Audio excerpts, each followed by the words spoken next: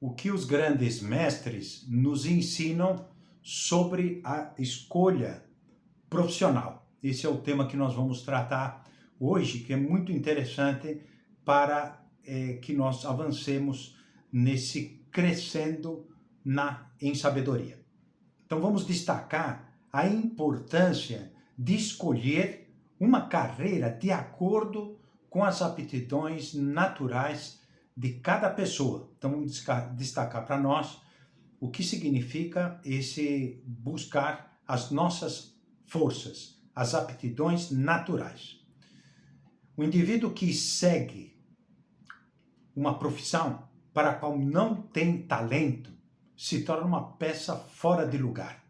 Resulta, no final das contas, em baixo desempenho e frustração profissional. Nós vemos muita depressão e chateação nos ambientes profissionais, onde pode parecer que aquela vida se torna insuportável, um ambiente realmente tóxico.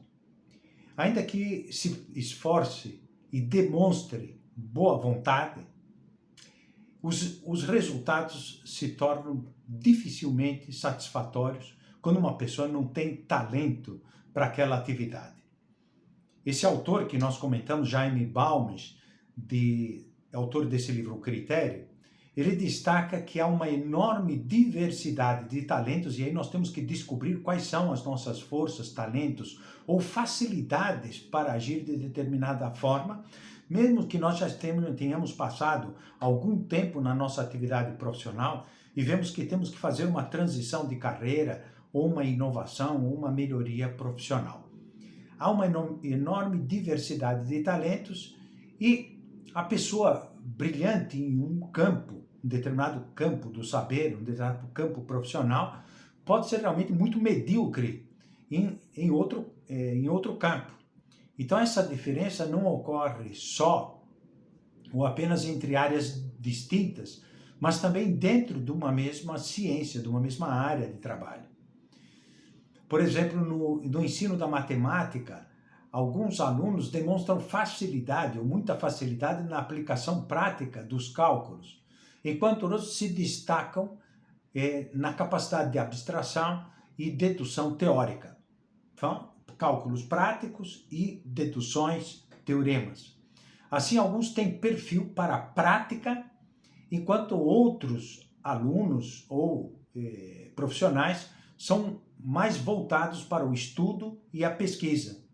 Isso nós temos que conhecer qual é a nossa característica e ter também algum mentor que possa nos dar dicas em relação a esses aspectos. Se essas diferenças são evidentes dentro de uma mesma ciência, um mesmo campo, elas se tornam ainda mais significativas se nós compararmos com áreas que são completamente distintas.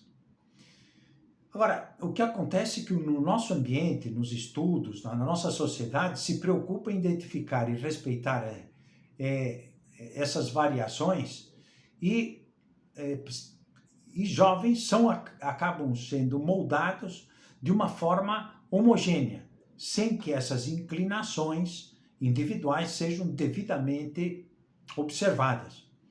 Isso se torna muito difícil levar para frente uma atividade se não se tem em conta no desenvolvimento profissional e pessoal, mas também no contentamento, na satisfação ou na felicidade ao longo da vida. Então, quem trabalha em uma área compatível com as suas habilidades encontra satisfação mesmo nas dificuldades diárias, enquanto aqueles que precisam se forçar constantemente em desempenhar funções que desagradam ou não se satisfazem dentro das atividades diárias, nós temos aí pessoas sobrecarregadas, insatisfeitas na atividade profissional, estudantil e assim por diante. Eu vou comentar aqui alguns exemplos históricos que também ilustram como grandes talentos foram despertados no momento certo. Vejamos aqui o que dizem os grandes mestres em relação a esses exemplos. Por exemplo, Malebranche, inicialmente desinteressado da filosofia, descobriu a sua verdadeira vocação ao ler Descartes.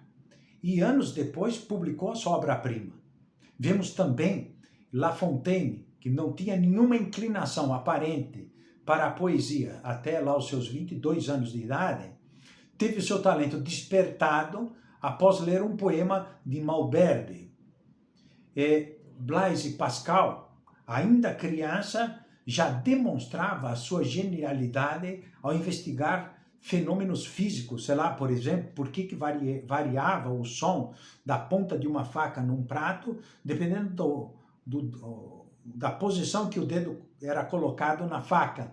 Já demonstrava isso já muito pequeno, e esse desejo, essa genialidade em investigar fenômenos físicos e elaborar esses princípios matemáticos sozinhos, apesar das tentativas do pai de retardar o seu contato com a geometria. Ele sozinho já começou a desenvolver tratados sobre geometria.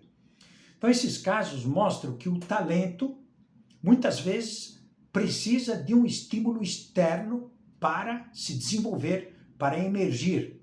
Mas também existe um olhar atento desde a infância ou através dos seus professores e mentores. Um bom profissional em uma determinada área pode, a partir das suas forças, desempenhar uma atuação ainda melhor em áreas próximas.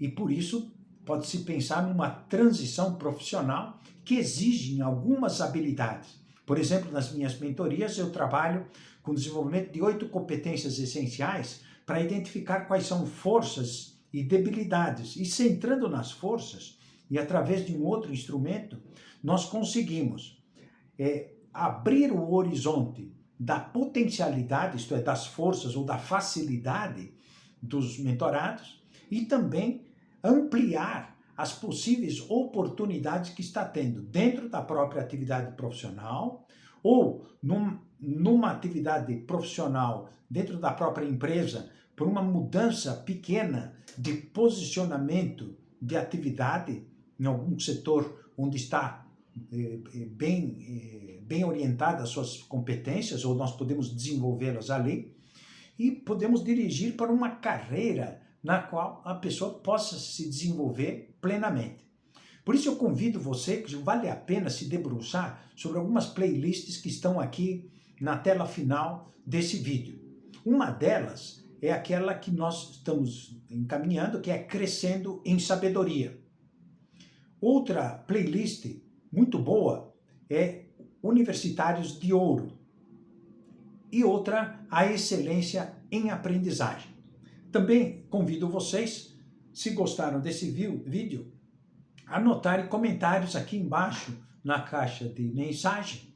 E se te ajudou em algum aspecto, convido você também a passar para os seus amigos da sua rede de contatos nas mídias sociais.